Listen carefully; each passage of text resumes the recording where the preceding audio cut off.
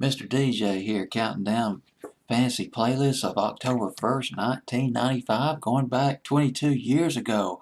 My goodness, some of the ads I got on this fantasy playlist, you might remember them. A few of those Out There Brothers with Boom Boom Boom Boom Boom Boom, All Right by Supergrass, Country House by Blur, haven't heard that one in a long time, great dance anthem by Billy Ray Martin, Running Around Town.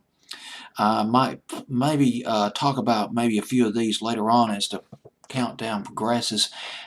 6 debuts on this fantasy playlist. The second debut, Prince. How about that, Prince? His last top 20 hit. And Prince, he was, gosh, very successful in the 80s. There was a point where Prince could do no wrong. He had about 14 top 10 hits in the 80s, but that fell off dramatically in the 90s. He had about 5 top 10 hits in the 90s, the bulk of them in the early 90s. Cream was one of them, and The Most Beautiful Girl in the World. Prince was very versatile. He could play the electric guitar like Jimi Hendrix. Check out Let's Go Crazy. There's some electric guitar in this record. He launches into electric guitar near the end of this record. And yeah, he could do the funk, and he could sing falsetto. And his falsetto reminds me a lot of Russell Tompkins of the Stylistics. Now his falsetto's not as high as Russell Tompkins. You can't beat that falsetto of his, Russell Tompkins. But Prince is obviously approaching that falsetto, and this record in particular. And some of his records sound like a Stylistics record, like The Most Beautiful Girl in the World. You hear the Stylistics influence all over that record.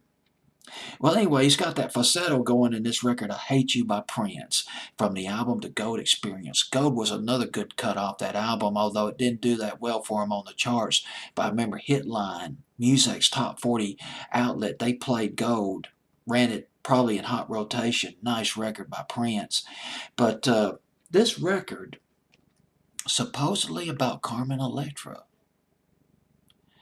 a supermodel and a TV personality, a singer. I remember she had a song out at one time, and she had an affair. I guess they were going out, her and Prince, at one time, but he found out that she had an affair with someone. They didn't sleep together, but they had an affair. And Prince came up to her and he said, I wrote a song about you. And he played I Hate You. Comment, oh my goodness. That must have been a moment right there. Probably would like to be a fly on that wall on that conversation. Ooh, boy, that must have been pretty intense for her and for him too. Song about a cheating woman. Here's the thing about Prince though. On this record, he's got this spoken part, this courtroom drama, where he's trying to prove that she's been cheating, with somebody else to the judge. And it kind of reminds me of, oh gosh, that song that the Unifix, the Court of Love or something like that, I believe it was by the Unifix back in 1968. And there was Here Comes the Judge by Shorty Long in 1968. It's got that tradition, that R&B tradition, that spoken part too. Lou Rawls did that spoken part in Natural Man. He also did the spoken part in The Showman, I believe, in 1967, and done in a number of R&B records, the spoken part. So Prince, even though he was sort of an innovator in the 80s, kind of multiplying on the funk, the jams, the rhythms, but still going old school to a very large extent, reaching back in the R&B, the gospel, and the spoken parts. But anyway, this song, it did pretty good for Prince. It went to number 12 on Billboard's Hot 100, I Hate You.